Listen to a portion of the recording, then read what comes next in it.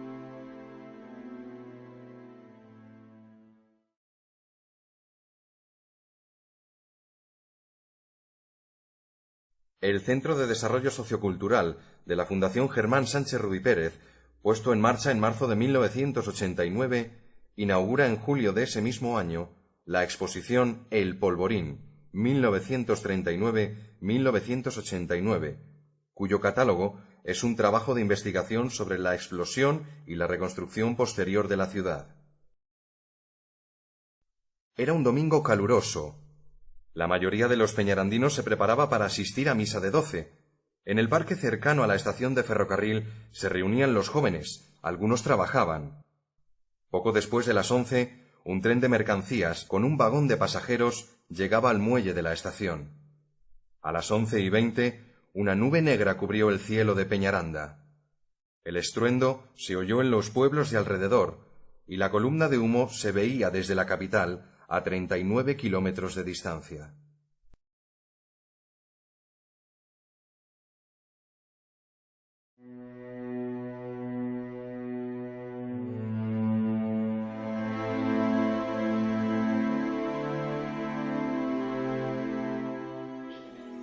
Es algo que todo el personal sanitario estuviera preparado para la llamada de urgencia. No decían ni polvorín ni nada, como que había una catástrofe y tal. Y después de mucho rato, ¿cuál fue la sorpresa cuando vi Peñaranda de Bracamonte? Para mí fue enorme. Las noticias nos llegaban y inmediatamente me autorizaron a llamar por teléfono. Teléfono no existían porque todavía quedó deshecho. Y hasta por al día siguiente por la mañana no me enteré yo de que mi familia, dentro de las muertes que había habido, pues no había tocado a ninguno. Claro, fueron unas horas de angustia, de un estado de nervios, pues inclusive pensar hasta fugarme. Yo llegué a pensar fugarme, llegar a Peñaranda si podía y volverme a la cárcel. Eso lo llegué a pensar. Volver si la familia había... Luego ya me subí a la enfermería, que desde la enfermería se ven pasar por el puente desde una ventana, se ven pasar los coches, claro, y todos iban para Peñaranda, todos venían para acá. Bueno, yo luego subí a la celda 19 y 20, porque ahí son 21, entre planta baja y alta, son 2 plantas, y esa está en la cárcel. Sí, ahora se lo han reformado. Lo han reformado eso, bueno, eso ya te voy a poder. Entonces se comía, eran las 12, no como ahora que comemos a las 2, pero sería, yo creo que la 1 o así. Pidiendo ayuda, ¿no? Sería. No, era la petición de ayuda al personal sanitario.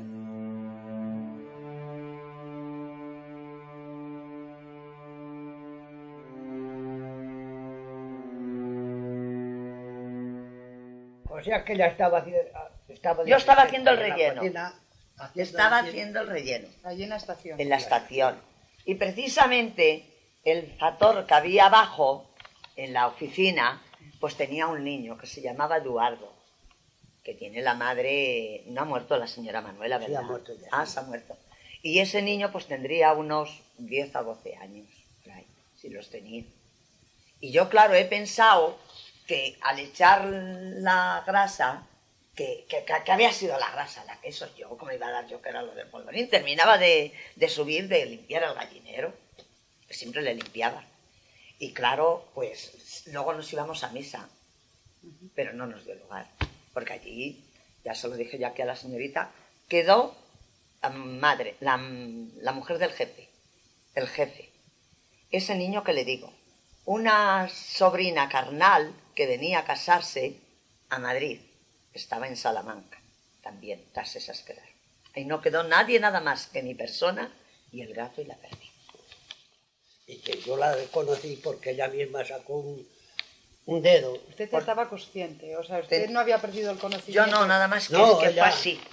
Y yo he pensado de que era la cocina, que como siempre los jefes no suben el carbón y eso, y el empleado que tienen, pues que yo había estado haciendo el relleno y que se me había caído la grasa. Y que por el relleno pues, es lo único. Pero aquí hasta ¿Y cuando usted estaba en la chimenea? Pues fue de la manera que llegó. ¿Cuántas aquí. horas estuvo allí? Hoy yo no sé qué decir. Pues como unas 3 horas. 3 horas o cuando... Y o un cuando niño no que pasara. estaba con el factor abajo, en la oficina, se llamaba Eduardo. Y ya le diga a usted, pues es el pobrecito también, con el factor y el... Que salió con la cara como este jersey de negra. Negra, toca. Y yo, pues, me diga a mí. al verla tendida en la cama, pues saqué el pañuelo y me puse a Y limpiarla. todo me lo quitó, Y se la mire, quedó, como toda la cicatriz. y se la y quedó todo. un socostrón. Ya lo así. tengo muy bien. Así se la quedó un socostrón. Sí, todo así. Y luego un médico que había aquí, Más pues, bueno. que estaba en la cárcel, vino y un día que fuimos a que la viera, él mismo se lo extrajo por mediación de imagen y ya lo que fuera. Así detenidamente porque cuando iban mis hermanas a verme, pues se ponían de color. Porque es que como murió el otro, Un hermano. un hermano, ya le diga a usted, de 16 años, que allí mismo quedó el pobrecito en la estación. Pues iban y siempre, pues claro. Murió él y murirían otros 4 o 6 militares que andaban soportando Sí. Pajapa. Venían de Aldiaseca a mudar a esta, a Aldiaseca, a mudar a la otra, a Paradina, a la otra. Pero aquí tuvieron que Sí. salir O sea que bastante los gente. pueblos de alrededor sí que se vuelcan en ayudar. Auxiliaron mucho a Peñaranda. Mucho. Porque claro, se ofrecían a auxiliar. ¿Y no había prisioneros de guerra aquí después de la guerra? Gente que viniera a construir las casas. Bueno, prisioneros bastantes, porque eran a los que estaban arrestados con un saco de terreros y eso.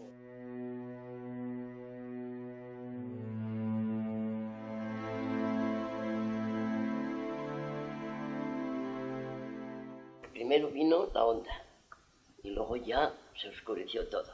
Pero primero vi las estrellas, digo, ¿cómo me van a tirar una piedra si es de este lado? Me dio tiempo a reflexionar, la paré y luego ya pues ya no vimos nada más que mucho humo como la bomba que habían estallado y estaban en la estación. Y luego ya dijeron que iban a estallar el otro polvorín que había cerca, el de San Francisco, el de una iglesia que había allí. Y nos fuimos para el cementerio. Y allí no había más que llegaban camionetas con cadáveres, porque entonces había un tren parado en la estación. Y a ese, pues fíjate, murieron los... Dieron la voz de alarma y murieron los... de evacuarse el pueblo. El jefe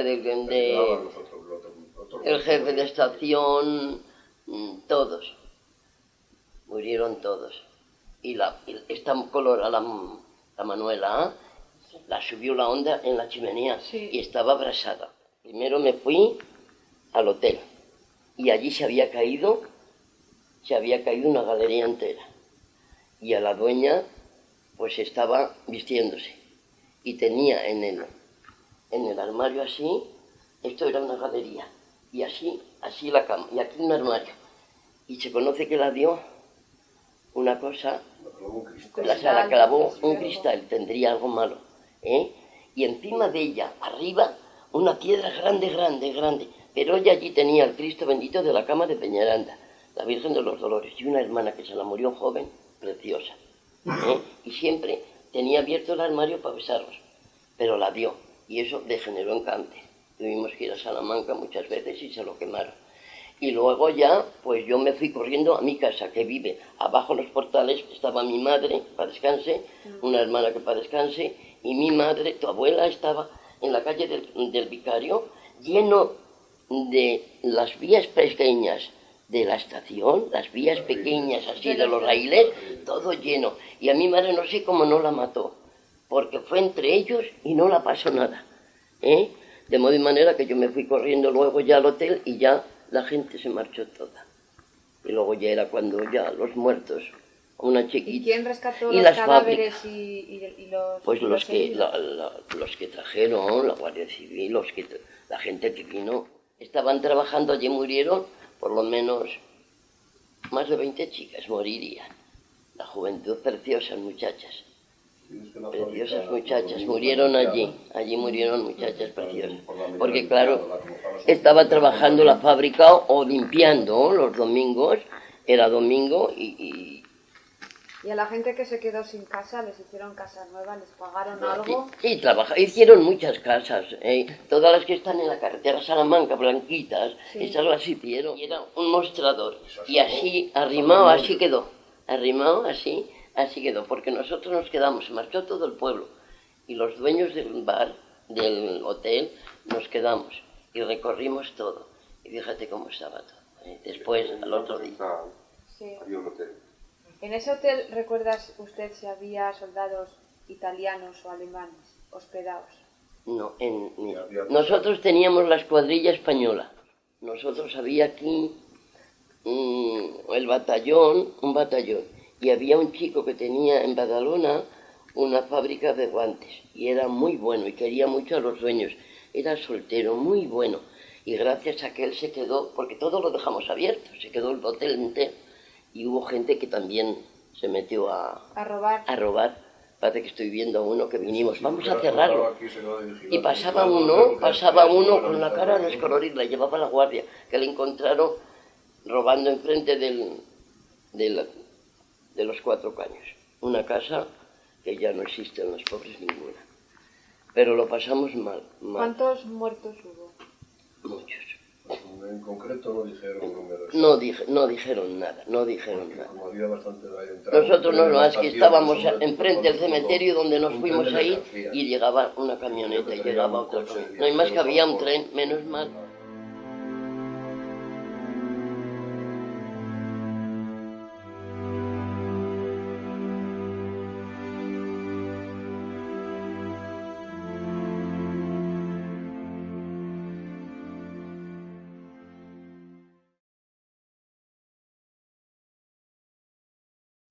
En 2012, el peñarandino Manuel Corral incluye en su página Peñaranda de Bracamonte, Guerra Civil, 1936-1939, un estudio sobre las causas de las explosiones del 9 de julio de 1939, donde reconoce que sigue habiendo incógnitas sin resolver, que quedarán así para siempre.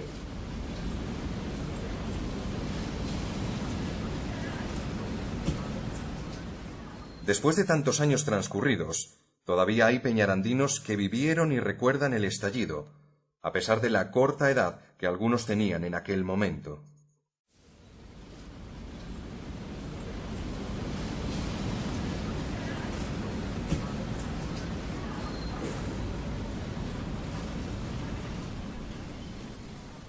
Mi padre trabajaba en una fábrica de curtidos y era cuestión de curtir las pieles en pozos que están ácidos para sacar la piel limpia, sin pelo ni nada. Aquel día sentimos una explosión fuerte, de lo más fuerte que se puede conocer. Y mi padre, mis hijos, acobijados en la pared, volaban las piedras de pajarilla a estilo pájaro, por encima del tejado.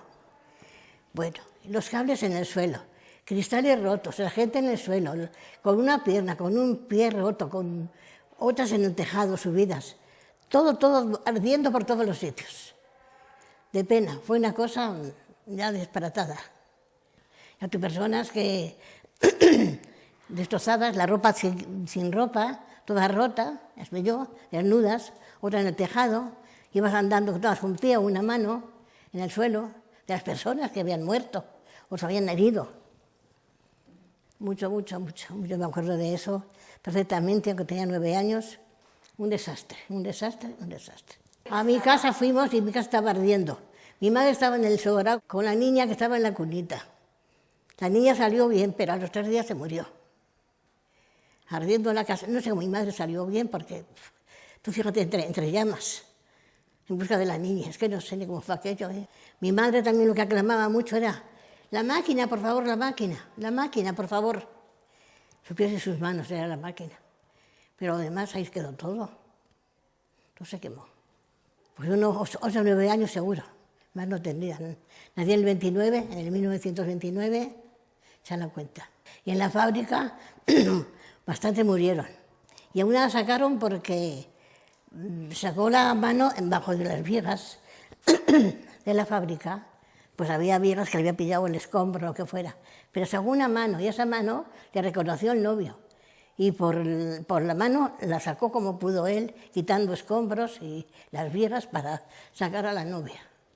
Ay, murieron muchísima gente en esa fábrica, todo en llamas. Y la gente que no tenía nada, o le había pasado poco o menos o nada, casi nada, pues se aprovechaba de la gente que le había pasado, a coger cosas de las casas, muebles o cosas que lo que pudiera ser, se llevaban.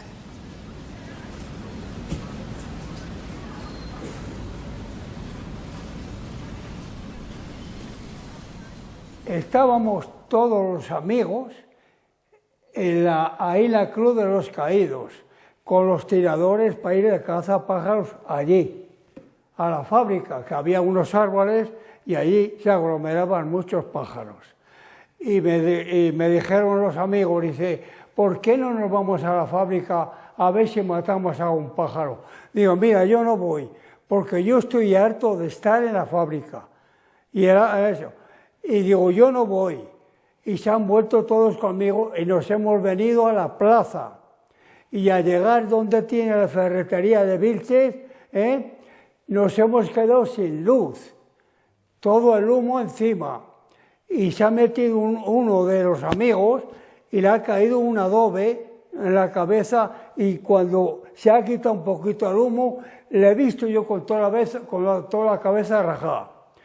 Después ha salido toda la comandancia y allí junto con la comandancia y nosotros a ver qué pasaba y no nos veíamos uno al otro porque estaba todo lleno de pólvora, en fin, de eso. Y luego ya cuando se fue quitando un poquito el humo ya empezamos a hablar. Y además, eso, pues, ¿qué quiere usted que le cuente de la fábrica? Que fue el día 9 de julio de 1939, a las 11:20 de la mañana. Así que luego a los 2 o 3 días, a los 2 días o así, he ido a ver cómo había quedado la fábrica y estaba todo lleno de pólvora y lleno de metralla. Y he visto a las niñas, a dos jovencitas de las que habían ido a trabajar, con las manos fuera pidiendo auxilio. Y no podíamos hacer nada porque estaba todo rodeado de llamas, toda la goma se estaba quemando. Y allí gritando y viéndolas quemar y no podíamos echar las manos.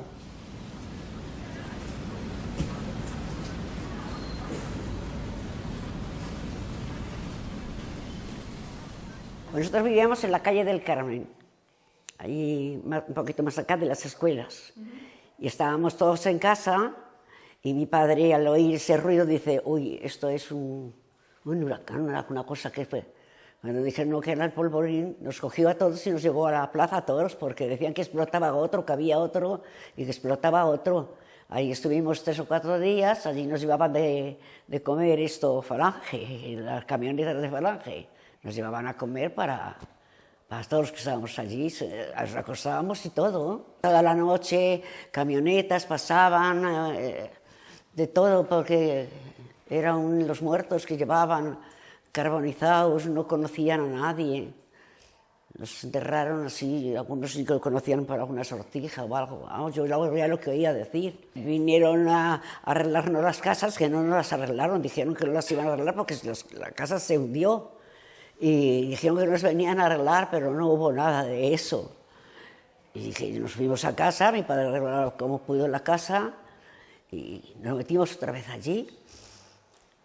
Y luego ya fue cuando empezaron a hacer casitas de estas para las de la calle de la Poza, y eso, donde vivía la gente, las más necesitadas, porque las quitaron las casas, se fueron a vivir. Y hay mucha gente que se fue fuera a Salamanca porque andaban toda la policía y todo recogiendo gente y que se los llevaban porque decían que había otro polvorín y que iba a explotar. Toda la juventud, porque estaban aquí en la fábrica trabajando, era domingo, y estaban trabajando y bueno, mi padre lo vio eso, que se querían tirar por la ventana y todo, pero se quemaron. Ya sacaron carbonizadas, algunas no las conocían. Luego yo no sé, decían que había pasado un tren y que era el tren el que había hecho el contacto, la explosión. Luego ya hay cosas que se oyen, murmuraciones, pero claro, ya no. También dijeron que habían robado en la caja de ahorros. Gente que se aprovechaba, como nos salíamos todos de los pueblos, decían que habían robado en la caja de ahorros, gente mangante que andaba...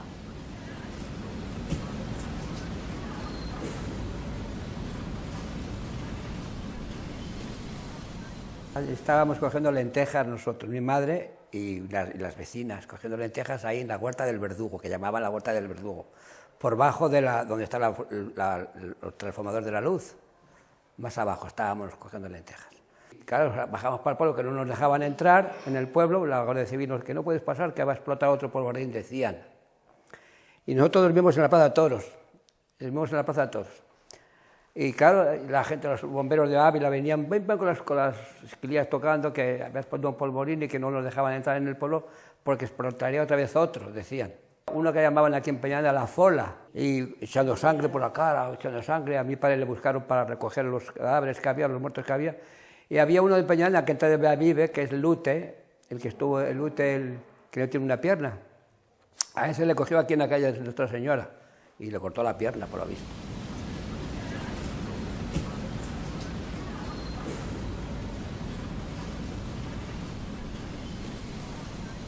El único recuerdo que tengo es lo que me han contado.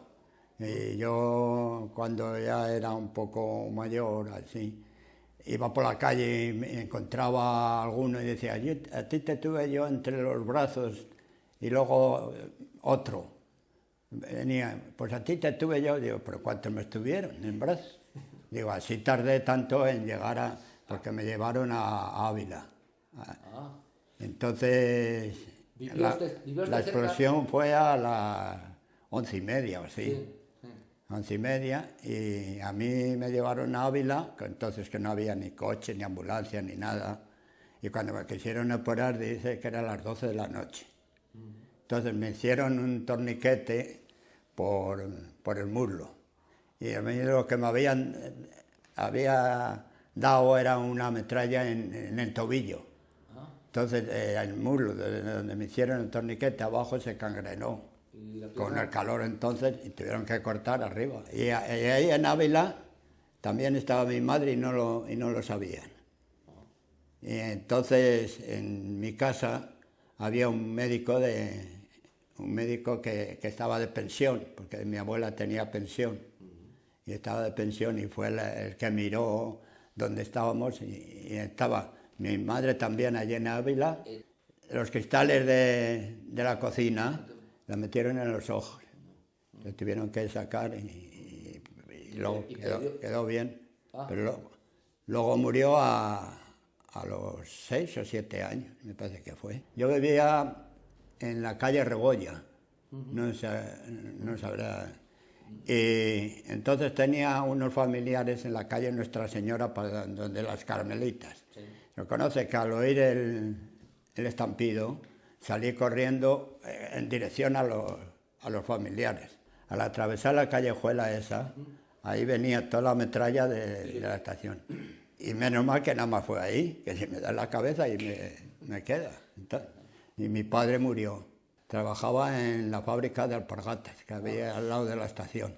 Mi madre murió luego después, casi yo creo que por eso, por lo del polvorín. Éramos tres hermanos con la abuela. Como trabajó en domingo, entonces le dijeron, mira, se ha roto, era el mecánico de la maquinaria, y dice, se ha roto esta máquina, ¿por qué no vienes mañana para que el lunes empiecen a funcionar? Y fue allí. Y entonces la explosión murió, y luego no nos quedó nada, porque era en domingo no se podía trabajar entonces. Lo que sí recuerdo también es cuando yo era un poquito mayor, entonces, cuando tenía los 6, 7 años, que tenía un pánico a los ruidos. Y luego, cuando pasaron los años, ya me di cuenta, digo, pues esto viene de ahí, que se me quedó grabado el golpe de... que había truenos, me metía debajo de la cama o eso. Era pánico a los ruidos. En la sesión del Ayuntamiento de Peñaranda, celebrada el 14 de julio de 1939, se aprueba que se grabe en piedra de mármol el hecho acaecido para perpetuar su memoria, con la relación de los muertos, lápida que sería colocada en lugar público, pero que nunca llegó a realizarse.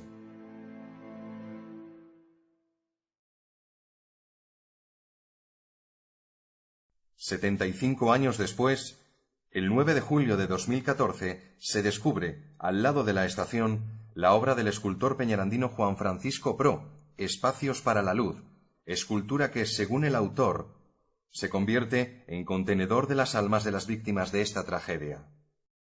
La idea de esta escultura, bueno, pues refleja un poquito la inquietud del pueblo peñarandino a raíz de la tragedia que sucedió en esos años, ¿no? Entonces, bueno, estamos tratando de apaciguar esa inquietud de las personas y familiares de las víctimas a raíz de esta escultura. Yo creo que, bueno, tratamos de manifestar y de controlar un poquito esa sensación de tristeza, ¿no?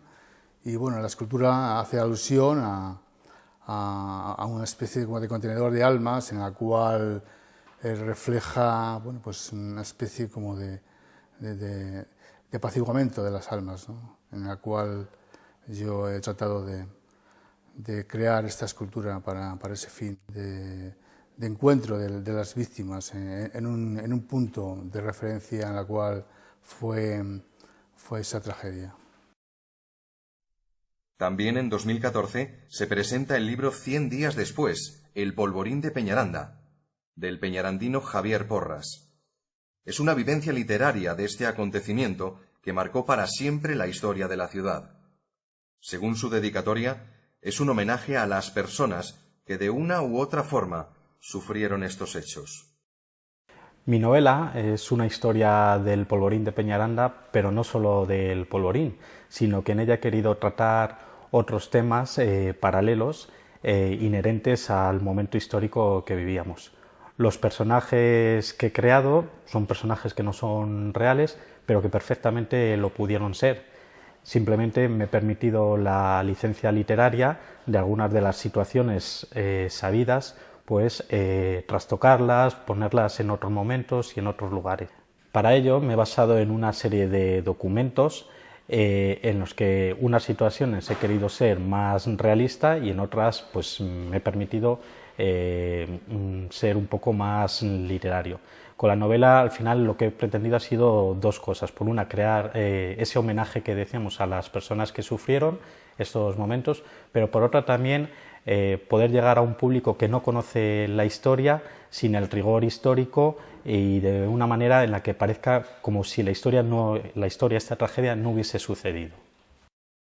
Terminamos con las impresiones de algunos jóvenes al escuchar las vivencias y recuerdos contados por los supervivientes. Es una mirada de quien toma conciencia de lo que ocurrió aquella mañana de verano de 1939. Sobre el polvorín conocía la historia básica, pero no he oído hablar de ella con toda la información necesaria para conocer un poco la historia. Había oído hablar algo, pero por encima. Había oído hablar del polvorín, pero tampoco sabía en concreto qué es lo que había ocurrido, ni qué había pasado, ni si había dejado muertes o no. Sabía eso, que había ocurrido una catástrofe en Peñaranda que se llamaba el polvorín y ya. Lo más impactante así del vídeo, porque es increíble que sobrevivieron a esa tragedia y de esa manera. De los testimonios me ha parecido muy impresionante las descripciones gráficas que hacían, que si se encontraban cabezas por el suelo y eso, que parece que solo se pueden ver en películas así de terror, pero esto pasó en la realidad aquí en Peñaranda, en este pueblo, y es lo que me ha parecido más impresionante. Pues a mí me parece increíble pensar que algo así ha ocurrido en un pueblo tan pequeño como Peñaranda, y me parece increíble el pensar ahora que cuando vaya caminando por la calle voy a recordar esas cosas, esos testimonios que he visto en este vídeo, porque es increíble que algo así haya ocurrido aquí y haya dejado tantas muertes. Pues a mí este documental me ha parecido sobre todo interesante, pero además me ha impactado en emociones, no por las imágenes, porque yo he visto muchos documentales en historia que te ponen a lo mejor de la guerra en Alemania o en Rusia, pero no lo sientes de la misma manera que cuando te lo cuentan esas personas que tú te encuentras por el pueblo a diario, y además imaginarte ese suceso en sitios específicos como es la estación de tren o ver el templete destrozado. Entonces creo que es interesante y además importante que los jóvenes conozcamos la historia de nuestro pueblo para también ayudarnos a, como decía Marta, ayudarnos a valorar lo que tenemos ahora. Ahora hablamos de crisis y no valoramos lo que aquellas personas fueron capaces de superar, esa angustia de que mueran tus seres queridos o encontrarte, pues eso, un pie, una cabeza. A mí eso me parece horroroso. A mí me ha parecido un documental muy interesante y creo que sí que es importante que toda la gente de nuestra edad sepa un poco la historia del pueblo en el que vives, porque al fin y al cabo es donde tú has nacido y donde creces, entonces es importante saber qué ha pasado. Yo creo que lo contaría con una intención de saber más, porque a lo mejor alguno de nuestros amigos es un tema que nunca hemos hablado y a lo mejor ellos sí que tienen algún conocimiento, a lo mejor alguno de sus abuelos sí vive o lo han contado, y a lo mejor incluso pueden ampliarnos la información y de boca en boca al final terminamos todos hablando de esto. Peñaranda se reconstruyó en la década de los 40, adquiriendo algunas de sus zonas un color blanco luminoso. Desde entonces, década tras década, ha ido transformándose en lo que hoy es una ciudad cultural, vital y con futuro.